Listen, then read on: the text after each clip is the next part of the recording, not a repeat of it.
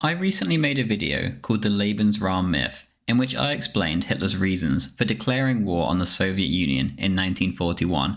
Although the post-war propaganda has been extreme, the truth is still readily available. To summarise, the Molotov-Ribbentrop Pact was a reaction to the Brits trying to throw themselves into the arms of Stalin. The Brits, however, were terrible negotiators. They were unclear about what they could actually offer Stalin, and instead of flying to Moscow for the talks, they took an extremely slow boat that took weeks to get there.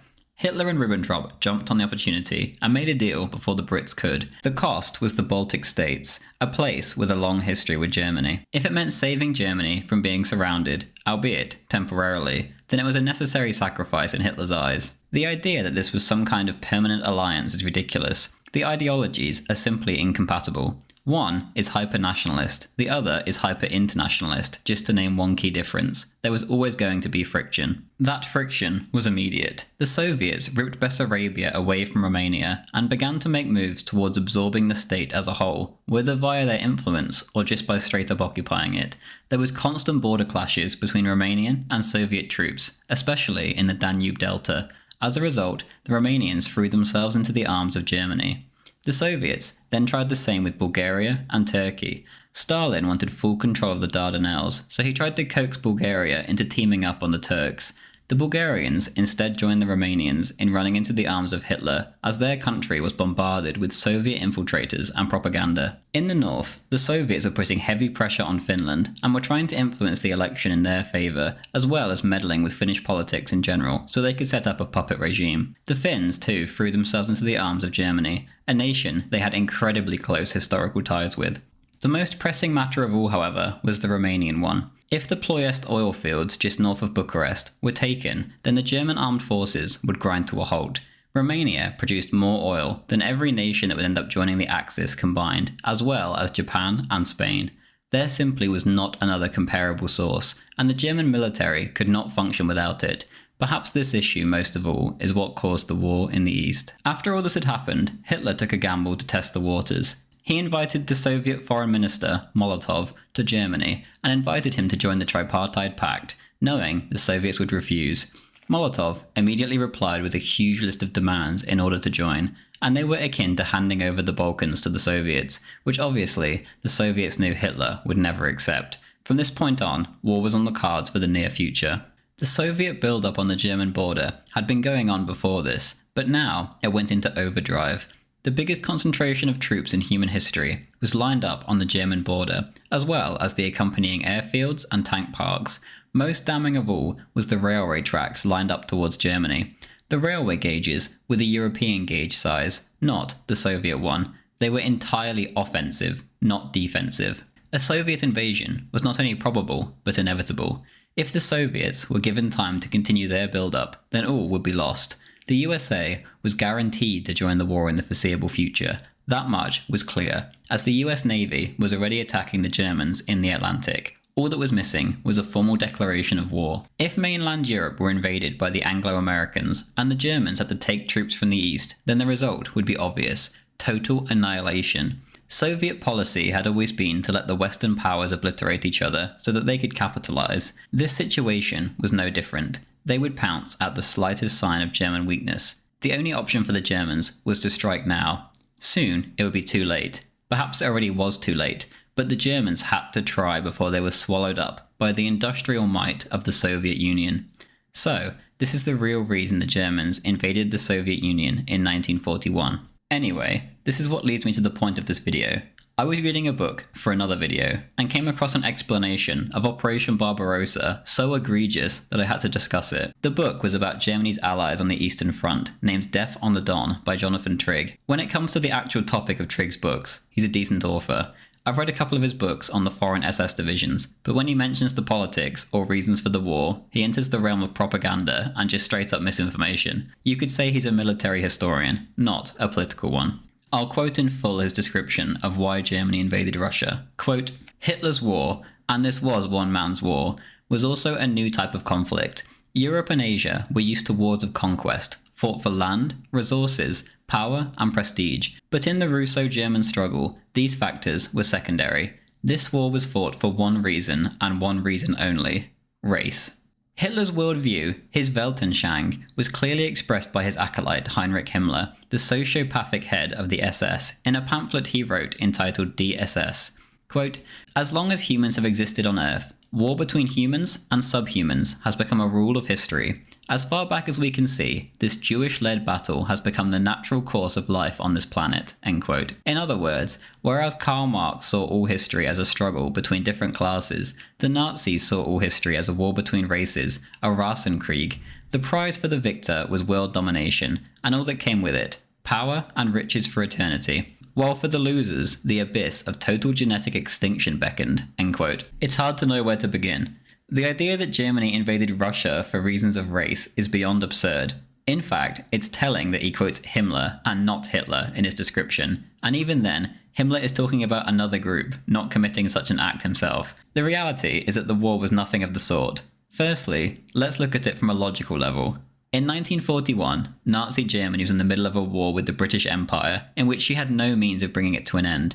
The Brits had dragged the Scandinavians into the war, and Scandinavia had fallen. The Brits had dragged the war into the Balkans with the Yugoslavian coup, and some could even argue the Greek campaign. Everywhere the Brits tried to expand the war resulted in failure for the poor countries they were using. Now it was just the British Isles left of any importance, but the Germans had no means of reaching her by sea or by air. There was also no means of making peace. All peace offers, including one in which the Germans would leave all non-German land, was denied. Rudolf Hess had flown to Scotland to make peace. In return, he was imprisoned and refused access to the outside world for the rest of his life. Winston Churchill was hell-bent on war. He didn't care. He was being paid to go to war.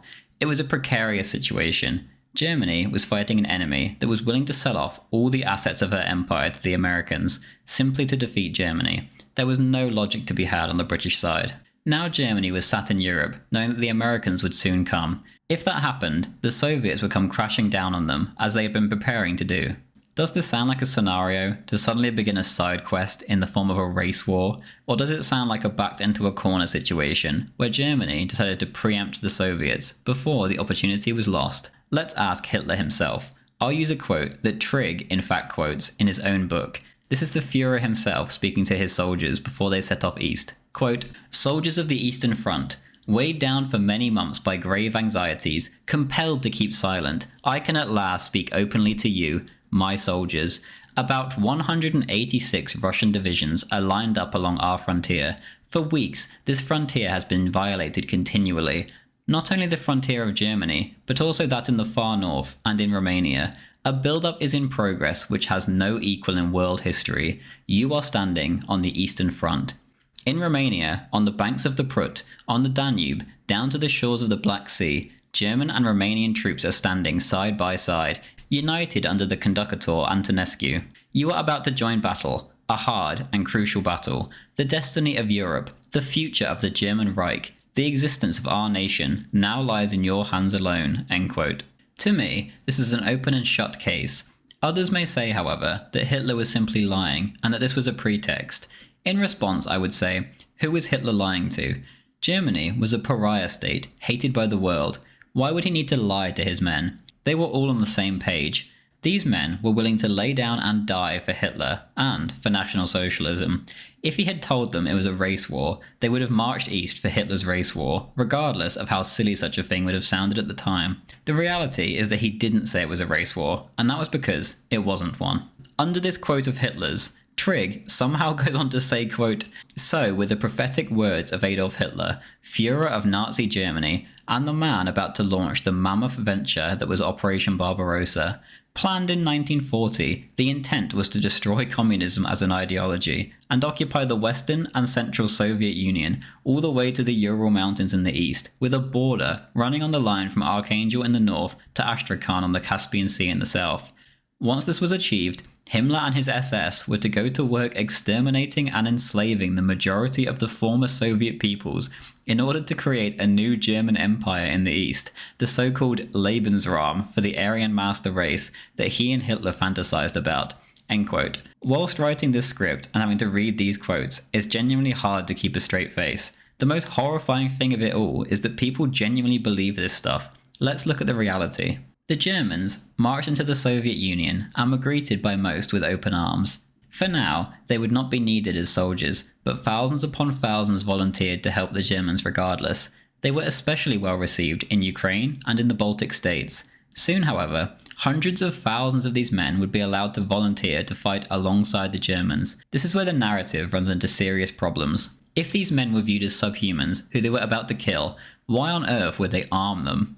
In Ukraine, Trigg even states in his own book that the Germans enforced their anti-abortion laws there and arrested abortionists. If the Germans wanted to kill these people, why would they punish practices which lowered their birth rates? Are we to believe, as Trigg states, that as soon as the Germans reached the Urals, then some kind of real-life Order 66 would come into effect? We are meant to believe that the Germans would suddenly turn on their comrades in arms, men they had fought and died with, and just kill them? Or is it more likely that me, as well as many other historians, are quite right in suggesting that the war had a far more logical cause? People talk of plans the Germans had for the East, but conveniently for people like Trigg, all of these happened to be magically burned. So instead, let's focus on the reality. What happened under the few years of German occupation in the East? Let's ask one of the most respected historians of the 20th century, A.J.P. Taylor. He explains the reality in depth in his book, The Origins of the Second World War. Quote, "But was Lebensraum Hitler's sole idea, or indeed the one which dominated his mind? To judge from Mein Kampf, he was obsessed with anti-Semitism, which occupies most of the book. Lebensraum gets only 7 of the 700 pages. Then, and thereafter, it was thrown in as a final rationalization, a sort of pie in the sky, to justify what Hitler was supposed to be up to. Perhaps the difference between me and the believers in Hitler's constant plan for Lebensraum is over words. By plan, I understand something which is prepared and worked out in details. They seem to take plan as a pious, or in this case, impious, wish. In my sense, Hitler never had a plan for Lebensraum. There was no study of the resources in the territories that were to be conquered, no definition even of what these territories were to be. There was no recruitment of staff to carry out these plans, no survey of Germans who could be moved, let alone any enrollment. When large parts of Soviet Russia were conquered, the administrators of the conquered territories found themselves running round in circles, unable to get any directive, whether they were there to exterminate the existing populations or to exploit them, whether to treat them as friends or enemies." End quote. Does this sound like the work of a mastermind bent on exterminating Slavs and Balts? It would require some absolutely extreme mental gymnastics to come to such a conclusion. Millions of Slavs and Balts at the time certainly didn't think so. If they believed they would suddenly be turned on, then there certainly wouldn't be any Latvians fighting and dying in Berlin like there was in reality. Ukraine had already long since been swallowed back up by the Soviets, yet thousands of Ukrainians fought and died for Adolf Hitler and his cause. Would they have done this if there was even the slightest inclination that they would be killed for being seen as Slavic Untermensch? The run-of-the-mill historians have got it wrong. Men espousing views such as Trigg's cannot possibly believe what they are saying. Such things are simply wartime propaganda espoused by Stalin or Churchill. There is simply no basis in reality for the war in the East being a race war. In fact, it was quite the opposite. One of Hitler's allies during Operation Barbarossa was Slovakia, who were Slavs. Another of Hitler's allies who wasn't involved in the invasion was Bulgaria, also Slavs. Furthermore, the Third Reich had the most diverse army in history. Muslims, Christians, pagans, Germans, Scandinavians, Frenchmen, Slavs, Balts, Armenians, and an almost unlistable variety of peoples were fighting and dying on the Eastern Front together. After all, Trigg already knows this, considering he has half a dozen books on the various foreign SS divisions. Thank you very much for watching. If you enjoyed this video, then please do leave a like. As always though, the biggest thanks of all goes to my Patreon, Subscribestar, and YouTube members who make these videos possible. My videos are not monetized immediately and have to undergo a manual review. As a result, the vast majority of my income comes from subscription sites such as these. As this is my full-time job, these people literally make this possible, and I cannot thank them enough. So if you enjoy the videos and you'd like to support me, join our Discord or our weekly Hearts of Iron 4 games, then please do consider signing up in one of the links in the description. Thank you. Even the $2 tier helps immensely.